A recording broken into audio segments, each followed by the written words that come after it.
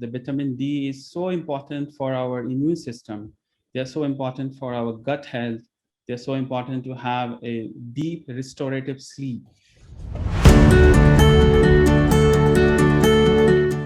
Hello, everyone. My name is Asim Gul, and I am an integrative nutrition health coach. I welcome you all again to Back to Basics, a place where we focus on the power of basic lifestyle changes to heal ourselves. Today's episode is a part of the series that revolves around one of the very basic lifestyle changes that we all need to direct our attention towards: nutrition deficiencies. Changing times have confined most of us to our homes, while nature intended otherwise for us. Vitamin D is one of the major nutritional deficiencies today, and while most of the people accept that, there's a wide knowledge gap that must be bridged, which is the primary purpose of today's video. To help us understand this better, I have with me Roshan Kumar. He's a telecommunications corporate entrepreneur turned integrative nutrition and health and wellness coach from the Institute for Integrative Nutrition, New York. He specializes in coaching around hormone health, gut health, emotional eating psychology, and energy healing. His passion and interest for health and wellness has put him on a mission to help people eradicate the root cause of disease by guiding and supporting them through sustainable lifestyle changes. He regularly reads on different health related topics and shares his knowledge through blogs and articles that can be found on his website, shared in the description below. I was amazed on the very first interaction with Roshan, given the amount of knowledge this guy has on several nutritional deficiencies, that I couldn't help but have him here today to be a part of Back to Basics. Thank you, Roshan, for joining us today. Thank you, Asim. How are you doing? I'm great. How is everything at your end? Everything is fine here, and I'm glad and happy to be invited at your wellness coaching. So, Roshan, we keep hearing a lot about vitamin D and how more and more people are deficient in it. So, would you want to tell us a bit about it from your own experience so far? Yes, so vitamin D has been now like epidemic in terms of deficiency in the entire world. I just like to say my story. So my mom had a rheumatoid arthritis, and she was given vitamin D regularly, but still the amount in the blood test was not in the optimal range. So we see a lot of other health issues related to, like, she was born to like have osteoporosis in the future, and gut health was affected, and a lot on the energy and everything on the sleep. So apart from my mother and myself and my family, like vitamin D, we never seen a value even more than like 20 or 30 in the blood test. Mm. And we were seeing a lot of symptoms like not good sleep, or like example, we are having a fatigue or a brain fog in the whole day, and we were not knowing that what could be the reason. And then I started experimenting, like increasing the dosage of vitamin D and taking it regularly as a supplement form, and adding the vitamin D as a supplement. And within a couple of weeks, I can see a huge change in energy, in the sleep pattern, and metabolism, and so many things improved So, when. talking about how you are seeing the optimal level of vitamin D, would you want to tell us a bit about what is the optimal level of vitamin D? Yes, so I have defined my own set of, like, based on the lab range or the medical science range. So there are values like below 30 is considered as deficiency. There are different categories like mild and moderate or extreme. Above 30 to 60, I still say like a normal, but not optimal. And this unit of measurement, I'm just speaking about in ng per ml. We have another unit which we can convert and map it. So for me, being optimal, it will be like something between 70 to 100. So 100 is the above 100 is the toxicity range. Though I have never seen anyone tested or having a toxicity on the vitamin D side, but the optimal range, as far as you start seeing the huge health benefit, is something when you achieve between 70 to 90. That's quite a high range. I remember the last time I got it checked, mine was somewhere around 25, 26, and I was very worried. Started taking supplements, and I think a lot of my family members also got the same results around. There was somebody had an 18, 19, and I think that are the, you know, the normal ranges that people are getting their vitamin D levels these days. So let's talk a bit about the health benefits of having an optimal level of vitamin D. What are the health benefits? Yes, so going back to basic, like the vitamin D is so important for our immune system. They're so important for our gut health. They're so important to have a deep restorative sleep. So if sleep is affected, it affects the whole process of the body. So sleep is most important. Your metabolism is so important, and the energy level and your immune system. So if all these things work together, then you can prevent so many of the modern what we call the disease. Diseases, So it yeah. helps in many diseases. If I want to just name it, it helps in to prevent diabetes. It can help in preventing osteoporosis. It can help in preventing the hypertension, cardiovascular, Alzheimer, dementia, autoimmune, all kind of autoimmune issues. So it has an immense benefit. Yeah, So if we connect the dots, Roshan, you put it very nicely. The four things that you mentioned, and fifth thing as well, the four things that you mentioned, first of all, as you said, people are not getting proper sleep. Second, people are not metabolizing their food properly. There's a metabolic syndrome that is going on. yes, After that, you also said about joint pains and osteoporosis and osteoarthritis. This is pretty common as well. And what else did you say? You talked about immune system, right? So immune system, yes, people are immunocompromised. Every day that we see, people are not able to fight the common flu and the common diseases as well. Now we are seeing a wave of yes. COVID virus going on, and people who have a weak immune system are definitely taking a bigger hit here. So, I mean, if we connect the dots, we can see the deficiency of vitamin D is leading to all the major modern day diseases that we have today. That's great. Yes, absolutely. Yes, like So, for example, gut health. So hmm, uh, yes, gut if your health as gut well. is Obviously, that's also a very important aspect of it. Yeah. yes, so yes, absolutely. There's no point in denying that the immense benefit of vitamin D. Mm. So people do spend some time out in the sun. Some of them are going out when they're going for work. They are spending some time out in the sun, maybe during daytime, commuting from one place to another place. Some people are going for exercise in the morning or late in the afternoon. So they are spending, you know, maybe 30 to 60 minutes in the sun out there. But then why do we need to take supplements of vitamin D? So I myself was doing and spending a lot of time outdoor, and still my value was like below 20 when the long time back. So in short, there are many factors which influence our absorption of vitamin D. So one of the major factor is right now we are putting a lot of clothes, we are applying sunscreen when we go out. So the absorption through skin is compromised. We have issues if we have an issue with kidney or liver function. So the metabolism of the storage of or conversion of vitamin D is affected. There are other things. The most basic thing is like we are not following season at all. We are supposed to spend more time in summer, and so that we can store the vitamin D, but that we are not doing at all right in the modern society. We have also the effect of latitude, the way you are staying. If you are staying resident away from equator, it affects the vitamin D from the sun rays. And the other risk factor of the recent research and study is that vitamin D can cause cancer, or they can cause aging, they can cause skin tanning and etc. So people are concerned that they don't spend a How lot of true is time. that? Roshan, how true is that? People have concerns about getting skin cancer from excessive exposure to, you know, sunlight. What do you have to say about that? So it depends on the intensity of ultraviolet rays. So usually UVB is the one which is used by our skin to convert into the active vitamin D form.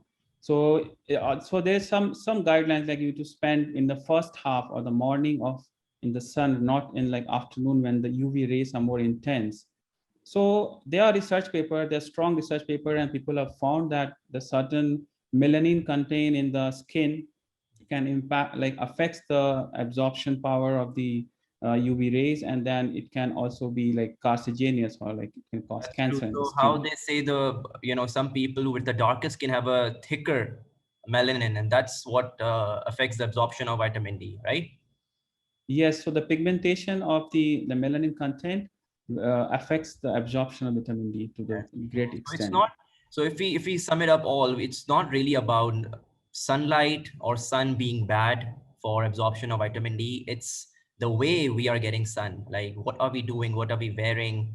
Are we applying a Yes, lot of sunscreen? How is our kidney and liver function doing in general? So it's about a lot of other factors that are impacting the absorption of vitamin D from sun. That is the reason why we are taking supplements, right? Great. So right. and what about diet, Roshan? Are we getting vitamin D from diet?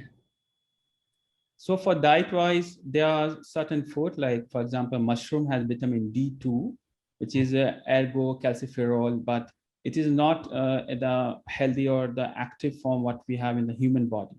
So human active form D3. is vitamin D3, Yeah. which is different than the D2. So coming to the your concern on the diet. So we have diet, the quantity of vitamin D3 present in the diet is very low. This is not enough what we need in our body. So if we spend the time like 30 minutes in the sun outside, then we our body can make up to around approximately around 20,000 to 30,000 IU for half an hour exposure. And if you are eating a lot of food, like there are certain food like especially non-vegetarian or fortified in milk, or like mushroom has only D2, and D3 will be more in the fish and the salmon and the tuna. But we need to eat a lot of food. If That's you not are enough. and That's we're not getting enough. that's True. and it's expensive. You can't eat so much food, and it will be like overeating. Again, it's going to impact other health.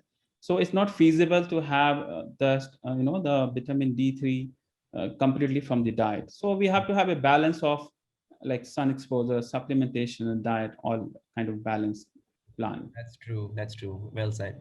And so when it comes to supplements, how you said we have to take supplements. What are generally the best supplements? And are there any guidelines around, dosage? Yes, absolutely. So for the supplement, the what we wanted to replicate is the what our skin make the vitamin D3 through sun exposure. That's what the natural, what we call circadian rhythm. We wanted to have the same thing mimic in our body. So so the most important supplement form will be vitamin D3, which is cholecalciferol, and it has to be in an oil gel cap format. Why I'm saying is the oil base, because vitamin D is the fat soluble. It needs some healthy fat, and usually the oils are either they are olive oil, or they are coconut oil, or there are some omega-3 oil. So they helps in absorption of the vitamin D through liver, and then they are actually converted into the active form at the kidney, which is circulated in the body. So the best will be oil form, oil gel cap based, and the dosage you have to tune based on your last lab report. So if you are, for example, if as you said, your value was 25 when you test, which is a 25 hydroxy vitamin D3, Yes. not D2. So when you do a lab test, there are like two components, D2 and D3. So we are concerned about D3. D2 will be little bit present. So in order for you to reach the optimal range, which are defined like 70 to 90, you have to start with a mega dose. Like maybe you need to start with 10,000 IU per day for at least 1 or 2 months, and then reduce it accordingly based on your next lab test. And the lab test should be at least minimum, you should wait 3 months. The best is 6 months to have like an ideal like a report from the lab test. So every 6 months to go for a lab test is what the normal time is, duration is. That's fine. I'm saying 6 months because usually since we are on supplementation, we wanted to make sure we are not deficient. We are in the range of optimal, because as you see, there are so many factors responsible for absorption, liver, kidney health. So I wanted to be like on my optimal health. So it's okay to do a test 6 months. Even once in a year is absolutely okay. And Roshan, you talked about how supplements should be in the form of oil based capsules, right? Why can't Yes. we take supplement in powder or liquid form? A lot of people are also taking supplements in that form. What is wrong with that? So the most important reason why we should not take the powder form or capsule form or the liquid form is that the absorption is quite erratic. I mean, they are not absorbed quite like uniformly in the body. Since vitamin D is also a fat soluble, you will have to eat a lot of like healthy fat Healthy in your fats. diet, in the Yeah. diet. Because again, healthy If you are fats are taking, coming from oils. They're coming from oil. yes, That's true. So yes. also Uh, people are getting like injections of vitamin D. Do you think that's also a useful if form of getting vitamin? like So injection will be helpful if it for short term, in case they are very deficient, like below 5 or 7, the value of 25 hydroxy vitamin D3. So in that case, for 1 month, 2 months, they can take injection shots. But also, I have seen for such cases in my experience with my clients that there are people having the vitamin D3 of 7.5, but they were taking a high mega dosage, and then they were able to come back to 25 to 30 in a month's time or 1 or 2 months time. Oh, Other important thing I forgot to mention that what time you should take the vitamin D3. Many people are ignorant and they take vitamin D3 during the night, and it can affect your sleep if you are taking vitamin D3 in the why night. is that? Why does it affect sleep? Because what happens is that again you wanted to be as close to the nature. Hmm. So vitamin D in the sun in the early morning is what our body produces or absorbs Are or you saying convert into. taking it earlier in the day means that if you are taking vitamin D supplement and then also getting some exposure to sunlight, that is when it absorbs the best? Right. So we want to be like in the circadian rhythm of the nature. And so if you take in the morning, it absorbs to maximum, and you can have a good optimal range quickly rather than you need to like take longer time else otherwise. I see. It makes sense how nature has intended that our bodies should synthesize vitamin D earlier on in the day. So it's not a good idea to take it, in the evening. That's good. So coming to lab testing, what exactly is the test name that you said about vitamin D? And are there any guidelines to be followed before giving your blood sample for vitamin D checkup? Yes, and that's a very good question. So most of the time we are not aware about what to be followed before giving a blood sample.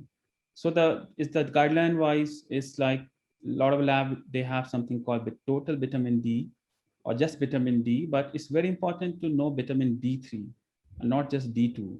So if you do like complete vitamin D profile, they have both D2 and D3.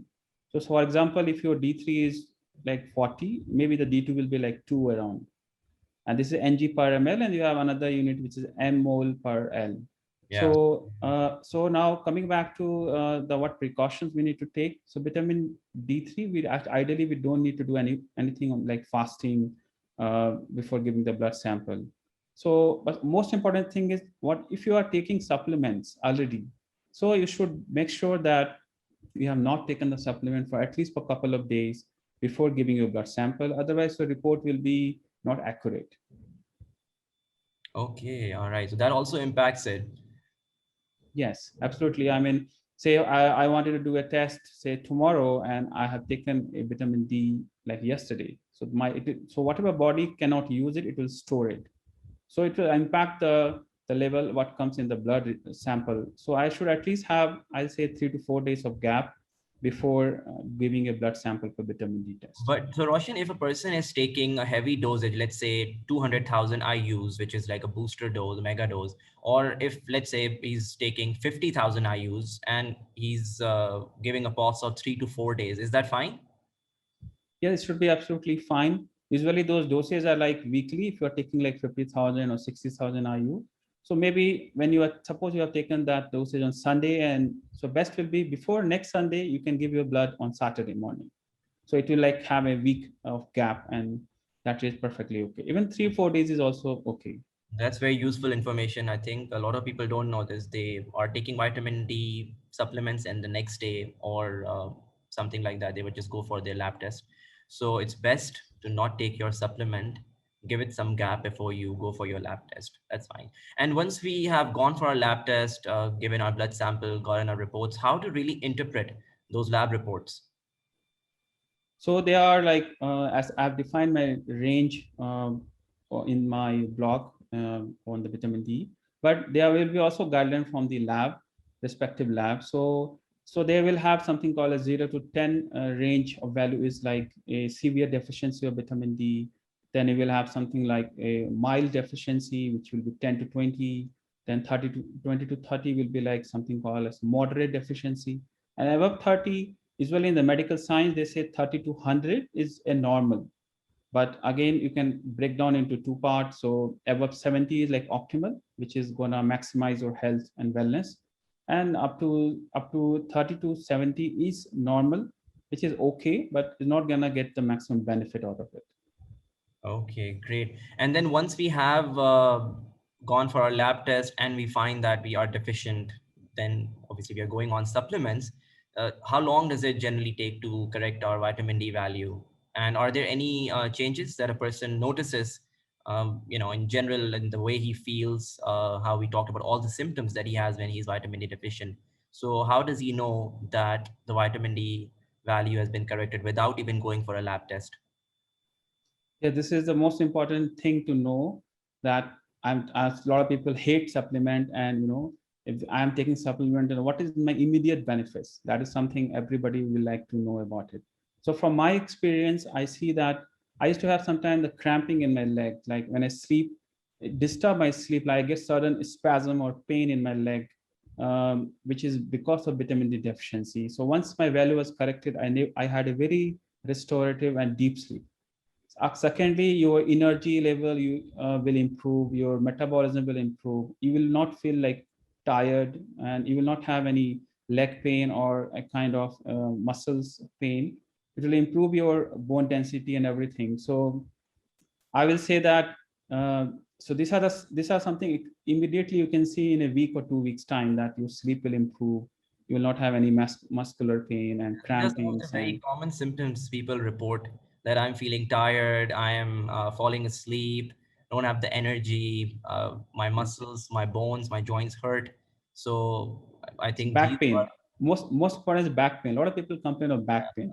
back pain. I think, yeah, I was also feeling some sort of back pain a few days ago. I think I should get it Yeah. checked as well, definitely. And So other part of your question I want to answer here is how long you have to take.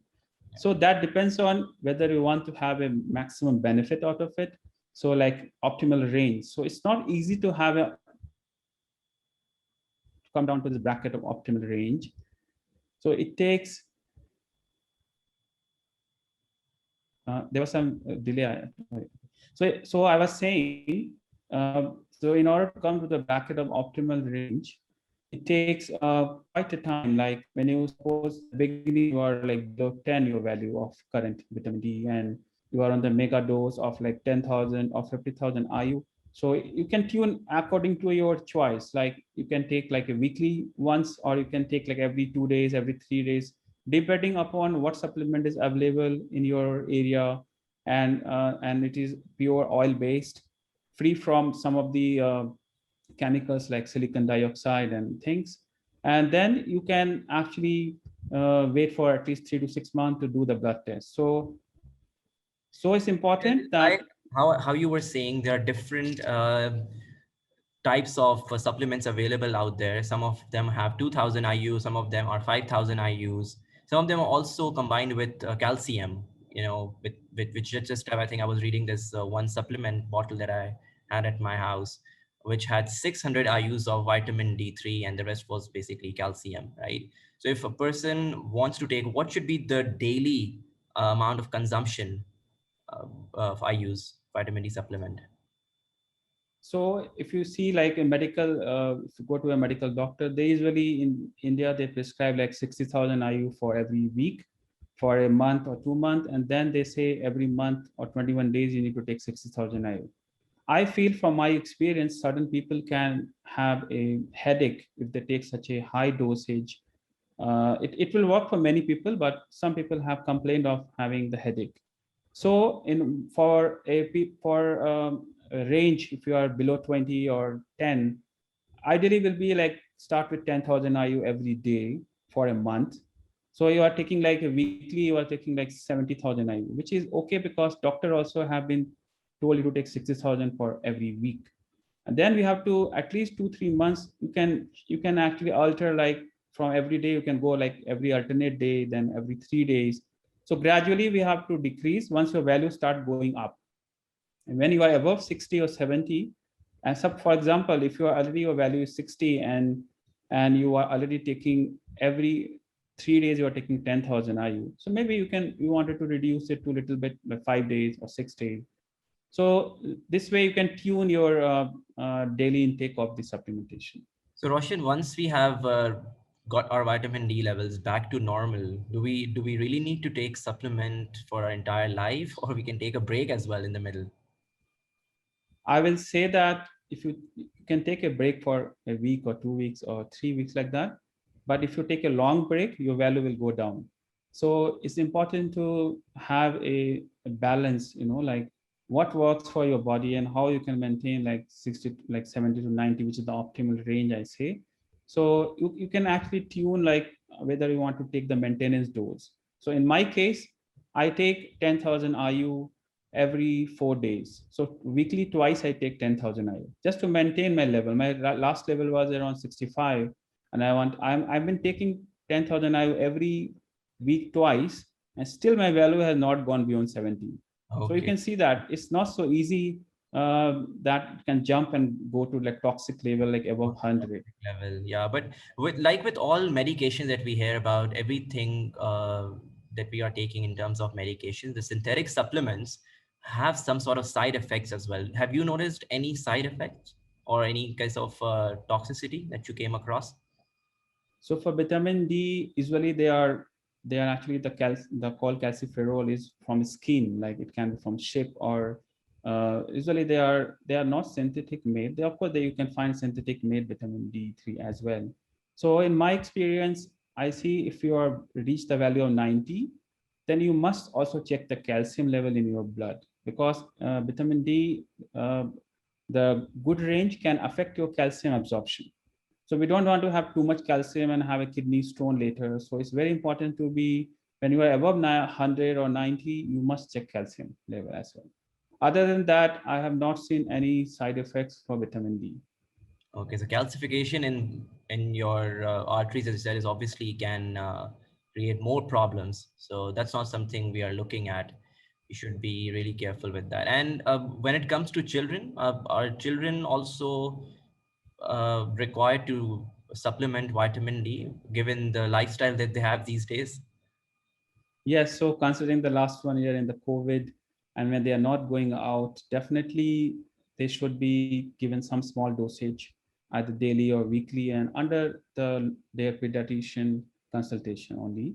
But definitely they will have deficiency, and this can affect the immune system. They might be prone to allergies, skin problem, and digestive problem. And so it's important to consult pediatrician and ask them, because we can't do the blood test on children. It's not so easy to do that.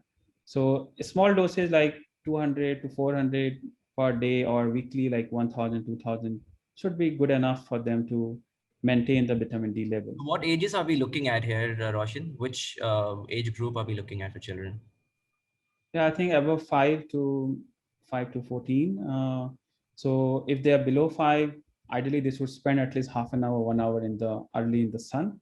Like you, if you take example, like when we were infant, we used to be spending a lot of time in the sun, and so that we have a lot of absorption of vitamin D, which was important for our growth, right? So I think, yeah, for below 5 years, probably you can do small dosage still, but again under your doctor consultation. And doctor's condition. Okay, I think that's amazing. Uh, Thank you, Roshan, for taking our time to provide this valuable information for all of us to ponder on. I can totally see with in line with your mission.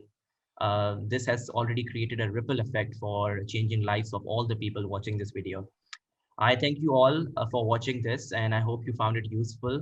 Please make sure that you get your vitamin D levels checked, and just make sure that when you are supplementing it, you're supplementing it under correct guidance. If you're keen to know more about vitamin D, please check the link to Roshan's recent blog post on vitamin D in the description below. I would look forward to your comments and your feedback. Share this video with your loved ones. And until next time, take lots of care of yourself because you matter.